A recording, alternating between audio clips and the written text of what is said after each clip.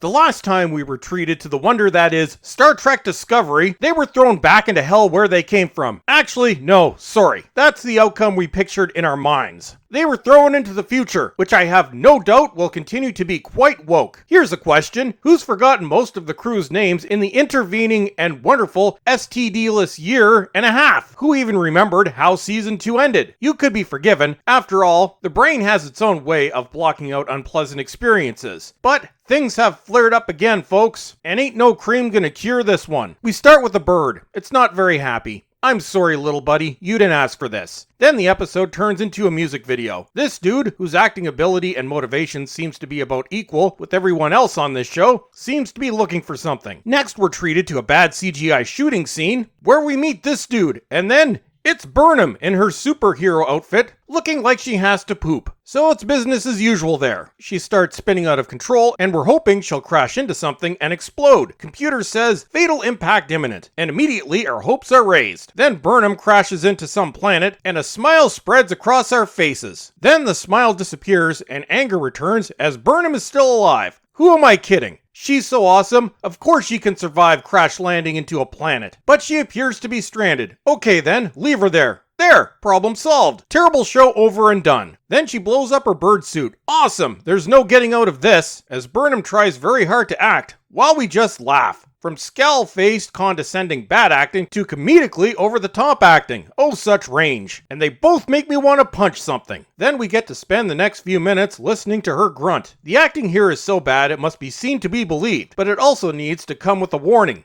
Don't watch if you're already in a bad mood, which is likely to happen anyway by the time you get to this point in the episode, only a few minutes in. Then she gets attacked by the dude from earlier because she invaded his personal ship space. He points a hoop gun thing at her, but he won't shoot. He's on the poster. Then Burnham overpowers him, because of course she does. Then Burnham tries telling him her name, and he's not interested, and then she takes on a grumpy sad face and doesn't understand why this dude doesn't want to bow down at her feet like everyone else. And even this dude, from 900 years in the future, is surprised by Super Mommy's super duper tech suit. Yeah, I know, man, but Kurtzman and friends never think these things through. Then Burnham makes a joke about being called Rocket Girl. Jesus, just shut up. Then he tells her to go away. I'm sorry, dude, you're stuck with her. We've been wanting her to go away for 3 years now. Then he takes her aboard his future ship, and boy is the design stupid. He needs dilithium because, apparently, sciencey things haven't advanced in 900 years of Kurtzman Trek. Then Burnham notes he has a large cat. Wow, such drama. It has me sucked in, yo. It has a thyroid condition, because they haven't figured out how to cure that in the future either. Burnham says they can sell the knockoff Kurtzman-verse antiques to get money, and he says his name is Book. That's a stupid name. Then they go on a journey, and Burnham is put out that Book Dude is a thief. So says the woman who started an all-out war with the Klingons because she believed her own hype. Then we learn that the Federation no longer exists, because of course it doesn't. Kurtzman and idiots are completely oblivious to the fact that Star Trek is supposed to be about a vision of an optimistic future for humanity. Book Dude doesn't know what happened, and neither does Kurtzman and idiots. All that matters is hope is gone. Then we learn that the dilithium blew up or disappeared or something, and space travel went bye-bye. Too bad they didn't improve their technology in all those centuries. Then Burnham notes that the Federation was about a vision. Yep, and we know what vision that was, don't we? Then we end up in terribly rendered CGI City, where it seems nobody has updated their fashion in 1,000 years either. Then Book Dude betrays Burnham. Oh, the drama! And she gets arrested by not able to act Andorian, and some dude with a plastic face that also can't act. Then Burnham gets high, and we get to experience some of the most cringeworthy scenes ever put to screen. If you actually make it past talking Tilly Burnham, then I applaud you, as this overacting horror seems to go on forever. At this point, 25 minutes in, I just want it to be over. This is terrible. Unbelievably terrible. But I committed myself to reviewing the episode, so I hope you people appreciate what I do for you. Meanwhile, Book Dude is trying to sell things to a girl that can't act, and he gets arrested. Oh dear. Then Burnham betrays Book Dude. Then everybody starts getting shot at,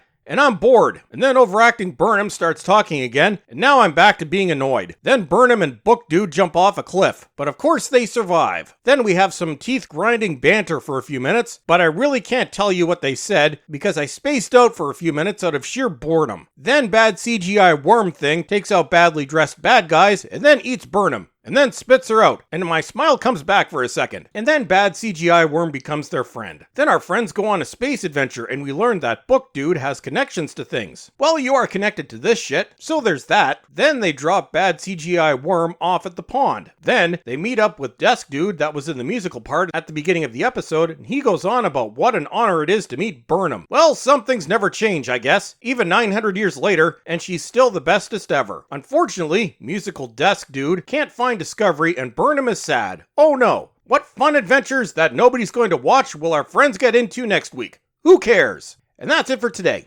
Don't forget to subscribe, and check your subscription and notification status because YouTube continues to delete subscribers and be shady on these things. Follow me on Parler and troll me on Twitter.